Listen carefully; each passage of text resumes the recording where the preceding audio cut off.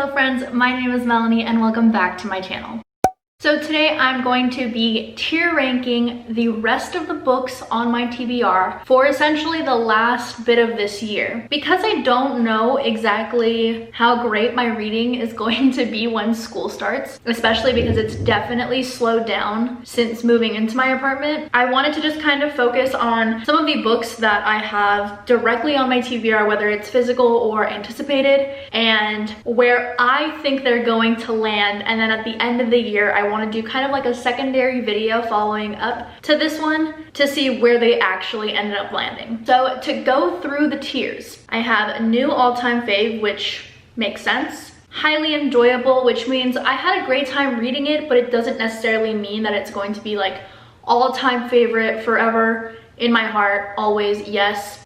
Good but reread question mark is one where I enjoyed it, it was good, but I think I'd have a better understanding of the story if I reread it. One and Done is a book that, like, glad I read it, don't need to revisit it. And then Nervous to Read is one that I'm so scared if I'm going to like it or not. And I also want to preface by saying my neighbors upstairs are being really loud today, so if it sounds like there's an earthquake going on or a marathon, on cue, right? Please go ahead and ignore them. So let's go ahead and get started. So the first book that I have is The Bone Season. I've already read The Bone Season once. I'm technically currently reading it. However, I've only read The Pale Dreamer, which is a prequel story. I loved Bone Season when I first read it, and I have a feeling the rest of the series is going to be part of the all-time favorites, so I'm putting this in that first tier. Up next is Thinking Fast and Slow by Daniel Kahneman. This, I have a feeling, is going to go into good but mostly as a reread. I have a feeling it's going to be very impactful, but I'm not going to really understand it as well if I don't reread it. All right, The Fifth Season by N.K. Jemisin. I want to put this in highly enjoyable, but I have a feeling like I'm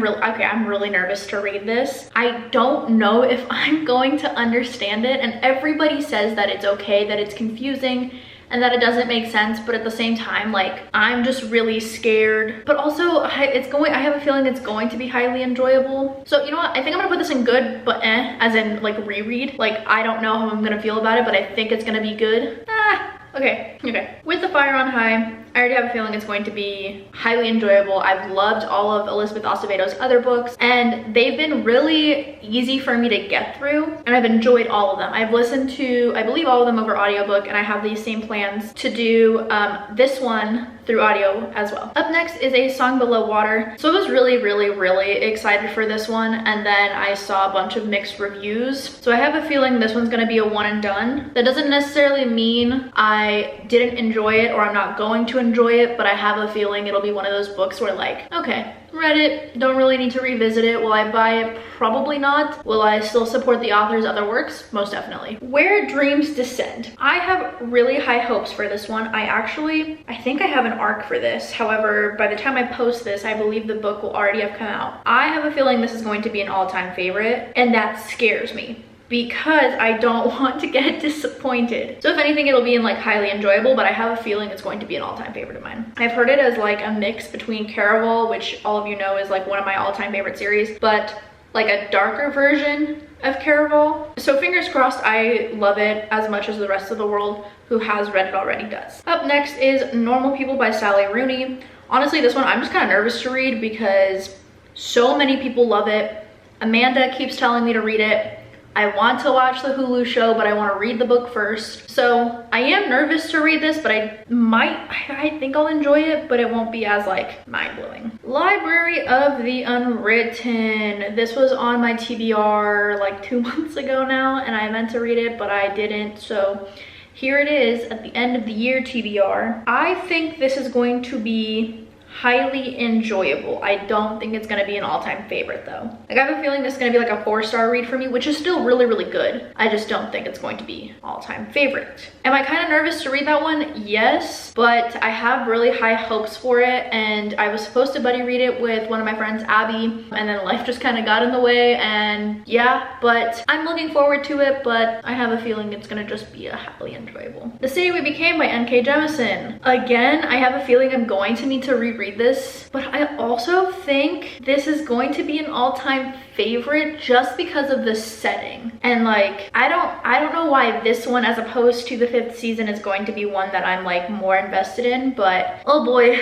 I have really high hopes for it. It's with me. A lot of these books actually are with me on my TBR cart in my room at the apartment, so fingers crossed. I do love it because it's here with me physically and I want to read it. Up next is Cinderella is Dead. I have a feeling this is going to be a highly enjoyable book. It could be like a one and done, but I think this is going to be a little bit more, it's going to resonate a little bit more with me because Cinderella is one of my favorite stories, and I'm just really looking forward to seeing how Kalynn Bayron really amps up the story, and it was one of my most anticipated releases for the year, so I'm really kind of upset that I haven't gotten to it, but I do have plans to. Oh man, okay, Fable. So I know Fable is so many people's like anticipated release. I actually have an arc of it and I should get to this before it comes out. So I think this is going to go into highly enjoyable, probably above The Library of the Unwritten. I really enjoy Adrienne Young's writing. I haven't read, what was that? Into the Drowning Deep. I haven't read that yet and I do want to, but I have a feeling Fable is gonna be more my style. Fingers crossed. I'm really anticipating it, really excited for it, and I was really excited to see that I got approved for the arc, so I'm just really hoping that I enjoy it. Next is Late to the Party. I have a feeling this is going to be a one and done. It's one of those like rom-com books where I enjoy it, I like it, moving forward.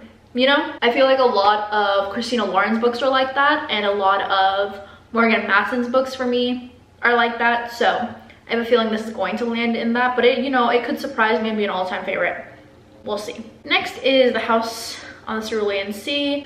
So many people love this and I'm so scared I'm gonna get disappointed by it, but I think this is gonna go in highly enjoyable. I don't think it's gonna be an all-time favorite, but I think I'm really going to love it. Like, it could be a 5-star, but it just won't be a new all-time favorite, so that's where I'm putting this. That's where I'm comfortable with it. I'm not gonna argue against it. Up next is The Switch by Beth O'Leary. I have a feeling this is also going to be a one and done. I really love The Flat Share by Beth O'Leary. I kind of have higher expectations when it comes to some of her other books. I don't know if it's fair for me to compare the two, but I don't know. I'm gonna leave it there. I have a feeling it's just gonna be a one and done.